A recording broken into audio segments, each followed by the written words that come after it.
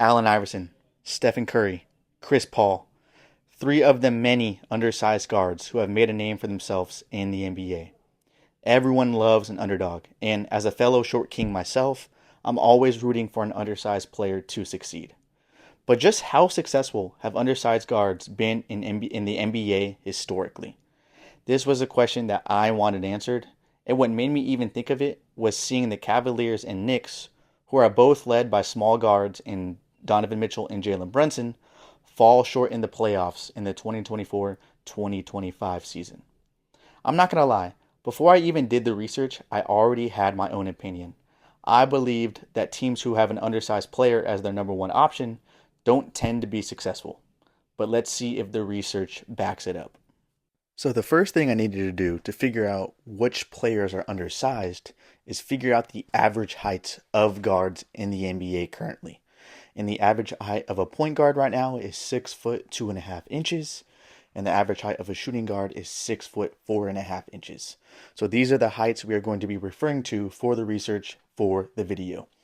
The next thing I wanted to do was look at the height of the top 10 current guards in the NBA so far. So I looked at the top 10 point guards and shooting guards based off of PER, which stands for Player Efficiency Rating. So this is just basically a rating of a player's per minute productivity. The rating is based off of many stats combined, such as points, steals, rebounds, blocks, assists, turnovers, etc. It is a highly used and respected metric to evaluate talent. So that's what I did. I looked at the top 10 point guards and shooting guards based on PER, and then I separated those guards by height to see how many of the current top 10 guards in the NBA are undersized. So let's start with point guards. If you are watching on YouTube, you're going to see a graphic. If you're just listening, I will name them out for you. SGA, Luka Doncic, Tyrese Halliburton, Jalen Brunson, Stephen Curry, Damian Lillard, Cade Cunningham, Darius Garland, Kyrie Irving, and Tyler Hero. So those are the top 10 point guards based on PER. And based off of this list, it is exactly 50-50 between below average height and above average height guards. There are 5 guards that are 6'2" or shorter. And then we have some taller guards. The tall guards are tall. They're 6'5" or taller. Out of the 10 total point guards, only 4 have either made an NBA Finals or won a championships as the main scorer on their team. Those 4 are Luka, SGA, Tyrese Halliburton, and Stephen Curry. And everyone but Curry on that list is above average height. But as of now, Curry, who is short, is the only one to win an NBA championship. And yes, I know Kyrie has won a championship and Hero made it a finals appearance, but when those two were in the finals, they weren't the main players on their team. Kyrie had LeBron and Hero had Butler and Bam, so I didn't count those two. But that basically tells you 4 out of the 10 made a finals, and only Curry is the one that is undersized. I did the same thing for shooting guards.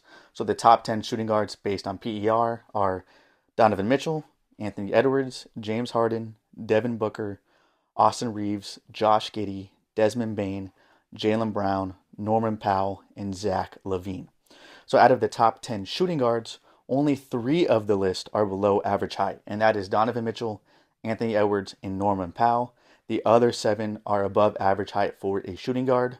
So of that list, there are only 4 people who have made an NBA Finals. James Harden, Devin Booker, Jaylen Brown, and Norman Powell.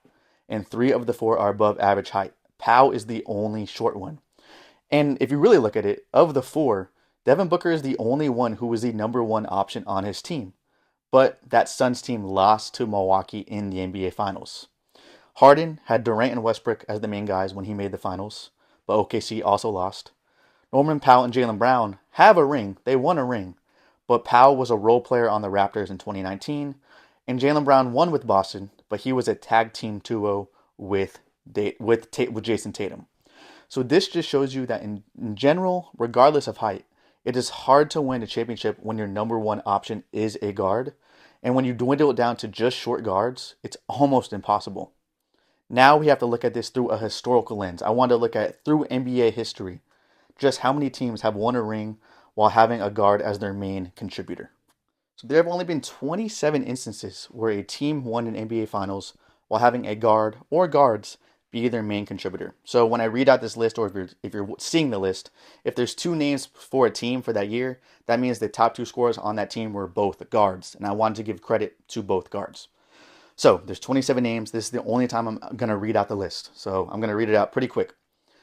2022 Warriors with Stephen Curry, 2015 Warriors with Stephen Curry and Klay Thompson, 2008-2009 Lakers with Kobe Bryant, 2006 Heat with Dwayne Wade, 2004 Pistons with Rip Hamilton and Chauncey Billups, 98 through 91 Bulls with Michael Jordan, 90 and 89 Pistons with Isaiah Thomas and Joe Dumars, 87 Lakers with Magic Johnson, 79 Supersonics with Gus Williams, 74 Celtics with John Havlicek, 73 Knicks with Walt Frazier, 72 Lakers with Jerry West and Gail Goodrich, 69 Celtics with John Havlicek, 68 Celtics with Sam Jones and John Havlicek, 66 Celtics with Sam Jones, 65 Celtics with Sam Jones, 64 Celtics with Sam Jones and John Havlicek, 63 Celtics with Sam Jones, 59 and 57 Celtics with Bill Sharman and Bob Cousy. So those are all the 27 teams who were led by guards who won an NBA championship. And there have been a total of 75 NBA finals. So that means only 36% of all NBA championships were won by a guard as their number one player. But we have to dwindle it down even further because we have a lot of guards on that list who have won multiple rings. So I wanted to do only one ring per player, no duplicates, because in my opinion, that 27 number doesn't give you a true view of how many guards have won if there's duplicates, right? So that is what I did. I took away all the duplicates, only one ring per player. And I'm not going to read out the list again. If you want to see the list, go check out my YouTube. But with only one ring per player, there have only been 14 instances in NBA history where a guard-led team won an NBA championship. Only 14 teams in 75 years, which is only 18%. But we have to dwindle it down even further than just getting rid of the duplicate players. Because the whole point of this video is short, undersized guards. So I had to see how many short guards have won a championship as the number one option, right? And it's exactly 50-50.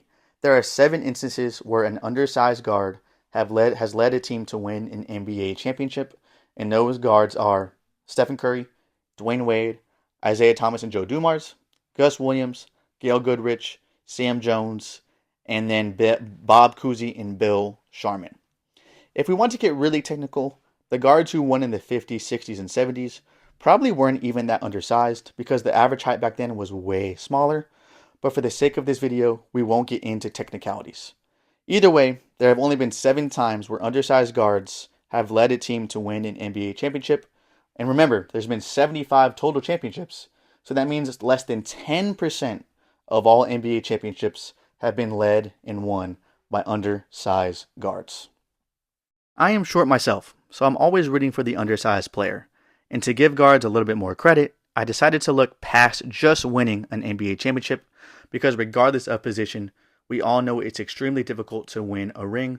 So I looked at the guard-led teams to just make an NBA Finals and ended up losing. Even though they lost, we all know it's extremely difficult to even make the finals.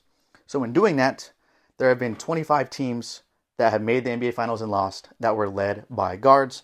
I'll go ahead and read them out real quick. I'm just going to do the player's name this time, not the team. You can Google these guys or look at my YouTube channel if you want to know the team.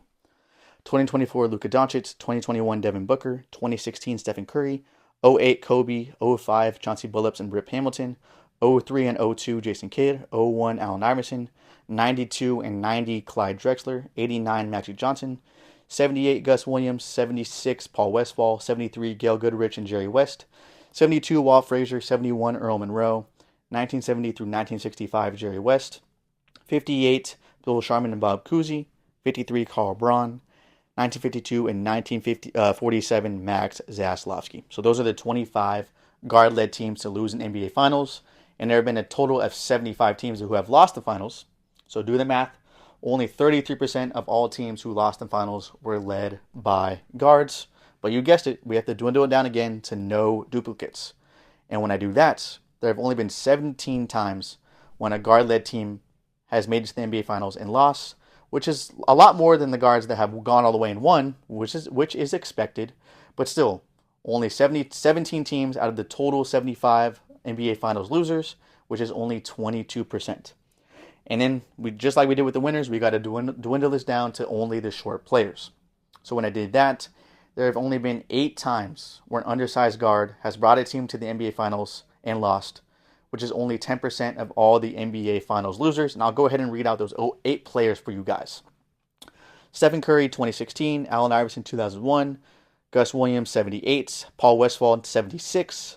Gail Goodrich, 73. Earl Monroe, 71. Bill Sharman and Bob Cousy, 58. And Max Zaslavsky, 52. So, like I said, only 10%. Only 10%. So if we look at everything as a whole, there is a total of 52 instances where a guard-led team made it to an NBA Finals, regardless of the result, win or lose. And there are 150 total teams that have played in the NBA Finals.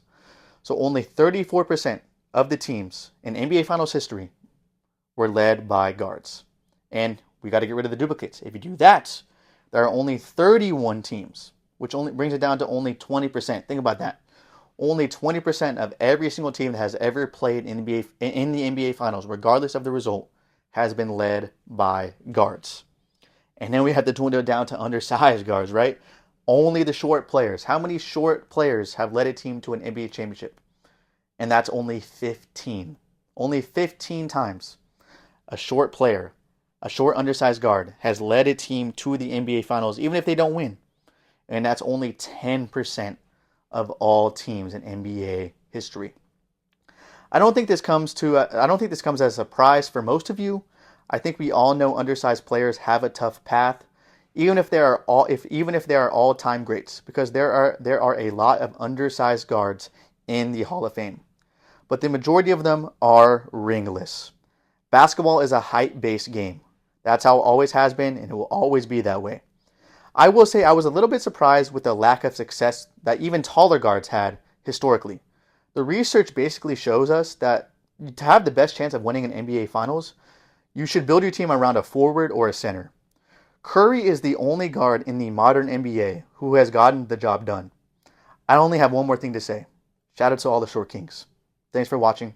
Thanks for listening. I love all of you.